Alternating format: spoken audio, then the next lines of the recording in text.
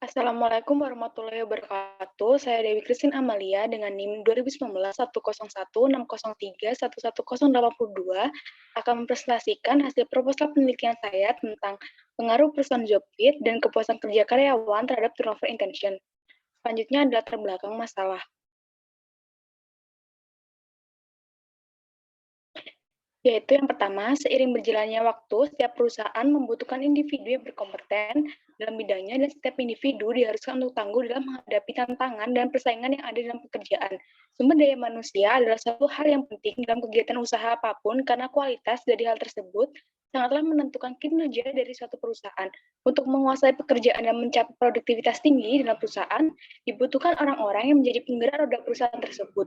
Oleh karena itu, setiap perusahaan berusaha untuk terus meningkatkan keterampilannya dan memenuhi kebutuhan karyawannya dengan memperhatikan semua pendapat dikemukakan.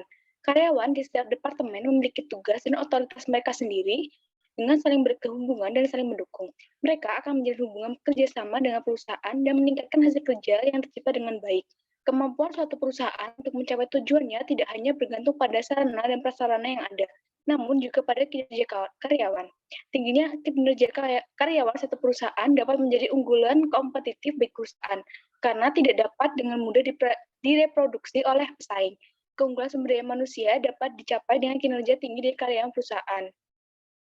Person job fit berkaitan erat dengan kinerja karyawan.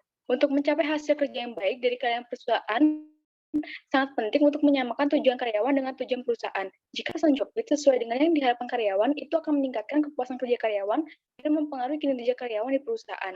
Kepuasan kerja juga dapat dipengaruhi oleh kondisi kerja dan kondisi kerja. Beberapa pekerja tidak puas dengan kerja dan kondisi kerja mereka karena mereka dipengaruhi oleh ketidaksesuaian antara keterampilan individu dan pekerjaan mereka. Kepuasan kerja dapat memediasi pengaruh organisasi fit terhadap kinerja karyawan yang dimana sangat berkaitan dengan variabel intervening yang dicantumkan oleh peneliti dan dapat dijadikan acuan bahwa kepuasan kerja dapat memediasi person job fit terhadap kinerja karyawan.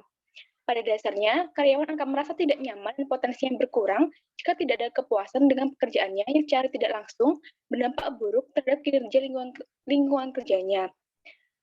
Kaisarani dan Riana pada tahun 2016 menyatakan bahwa karyawan bisa saja memutuskan pekerjaan sesuai keinginannya dikarenakan berbagai faktor seperti kepuasan kerja yang rendah atau kesempatan yang lebih baik di tempat lain. Kurangnya perhatian terhadap masalah turnover intention ini mengakibatkan tidak ditemukannya penyebab yang jelas serta mengganggu aktivitas dan produktivitas perusahaan. Karyawan memutuskan untuk berhenti di tengah pekerjaan dan memutuskan untuk pindah ke perusahaan lain yang dianggap lebih memperhatikan kebutuhannya. Next. Rumusan masalah dari penelitian ini yaitu ada yang pertama, bagaimana person job fit, kepuasan kerja karyawan, turnover intention pada karyawan. Kemudian ada apakah person job fit berpengaruh terhadap kepuasan kerja karyawan, dan yang terakhir ada apakah person job fit mempengaruhi turnover intention melalui kepuasan kerja karyawan. Next. Kajian teoritis. Yang pertama ada person job fit. Definisi dari person job sendiri yaitu adalah teori yang digagas oleh John Holland, di mana teori ini didasarkan dari kesesuaian karyawan dengan pekerjaannya. Holland dalam penelitiannya menyatakan bahwa ketika kepribadian dan pekerjaan sangat cocok, maka akan memunculkan kepuasan dalam diri karyawan meningkat.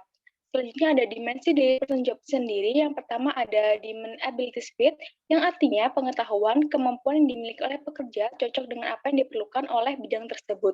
Dan yang kedua ada needs supply fit, keadaan di mana kebutuhan dari pekerja dan apa yang mereka harapkan tercapai pada saat mereka bekerja, di mana kepuasan pribadi ini karena pekerjaan tersebut. Lalu person job fit dibentuk oleh indikator yang dapat diartikan dalam 4 konsep, yaitu yang pertama ada kesesuaian nilai individu adalah kesesuaian antara nilai intrinsik individu dengan organisasi. Yang kedua, kesesuaian tujuan adalah kesesuaian antara tujuan individu dengan organisasi. Dalam hal ini adalah pemimpin dan rekan sekerja. Dan yang ketiga ada kesesuaian kebutuhan karyawan adalah kesesuaian antara kebutuhan karyawan dan kekuatan yang terdapat dalam lingkungan kerja dengan sistem dan struktur organisasi. Selanjutnya yang kedua ada kepuasan kerja. Definisi dari kepuasan kerja sendiri yaitu Robin dan Judge pada tahun 2013 menyatakan bahwa kepuasan kerja merupakan perasaan positif tentang suatu pekerjaan yang merupakan hasil evaluasi dari beberapa karakteristik. Indikator dari kepuasan kerja yang pertama ada pay, promotion, coworkers, nature of work, dan supervision. Dan faktor-faktor yang mempengaruhi kepuasan kerja yaitu yang pertama ada the work itself, yang kedua ada pay, ketiga promotion, yang keempat ada supervision, yang kelima ada work group, dan yang keenam working condition. Dan yang terakhir ada faktor-faktor yang dipengaruhi oleh kepuasan kerja yaitu yang pertama ada exit, voice, loyalty, neglect, selanjutnya yang ketiga ada turnover intention, di mana definisi dari turnover intention sendiri adalah turnover intention merupakan hasrat, keinginan sadar dan terencana untuk meninggalkan organisasi yang dikemukakan oleh Ted dan Mayer pada tahun 1993. Indikator dari turnover diri yaitu yang pertama ada thinking of quitting, intention to search for alternative, dan yang ketiga ada intention to quit. Selanjutnya ada faktor-faktor yang mempengaruhi turnover intention. Yang pertama ada job satisfaction, yang kedua ada organizational commitment, yang ketiga ada perceived organizational justice, dan yang keempat ada perceived organizational support. Dan yang terakhir ada faktor-faktor yang dipengaruhi turnover intention. Yang pertama adalah selection and recruiting cost, yang kedua ada training and development cost, dan yang ketiga ada operational disruption. Next.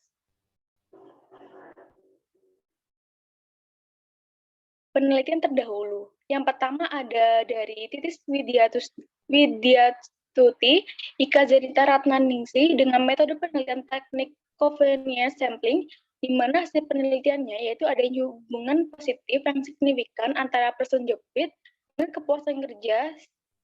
Semakin tinggi person job fit, maka akan semakin tinggi kepuasan kerja, begitu pula sebaliknya. Ketika person job fit yang dimiliki rendah, maka akan semakin rendah pula kepuasan kerja. Di mana penelitian ini berjudul hubungan antara person job fit dengan kepuasan kerja pada karyawan kantor pusat Bank Jateng Semarang. Yang kedua ada Denis Chandra dan Rati Indriani dengan judul pengaruh person organization fit terhadap turnover intention melalui kepuasan kerja pada PT Paragon Special Metal Surabaya.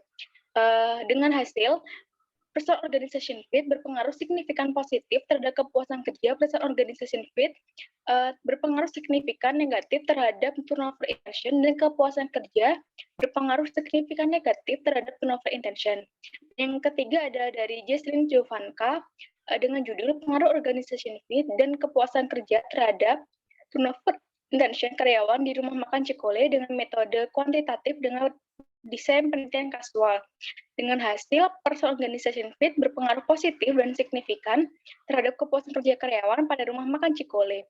Person organization fit berpengaruh negatif dan signifikan terhadap turnover intention karyawan pada rumah makan Cikole, dan kepuasan kerja berpengaruh negatif dan tidak signifikan terhadap turnover intention karyawan pada rumah makan Cikole. Next. Selanjutnya ada kerangka pemikiran di mana X1 ada person job fit, kemudian ada X2 kepuasan kerja, dan Y-nya ada turnover intention. Next. Hipotesis penelitian yang pertama ada pengaruh person job fit terhadap turnover intention. Penelitian terdahulu yang dilakukan oleh Tuggal dan Klik pada tahun 2015 menunjukkan hasil negatif dari person job fit terhadap turnover intention. Maka dari hasil penelitian tersebut dinyatakan bahwa ada pengaruh person job fit terhadap turnover intention. Selanjutnya ada hipotesis yang kedua, pengaruh kepuasan kerja terhadap turnover intention. Berdasarkan penelitian dari Khan dan Alim pada tahun 2015 menyatakan bahwa kepuasan kerja memberikan pengaruh yang negatif terhadap turnover intention, di mana hipotesis kedua adanya pengaruh kepuasan kerja terhadap turnover intention. Dan yang terakhir ada pengaruh person job fit dan kepuasan kerja terhadap turnover intention yang menyatakan bahwa ada pengaruh person job fit dan kepuasan kerja terhadap turnover intention. Next. Metode penelitian yang pertama ada jenis penelitian. Jenis penelitian ini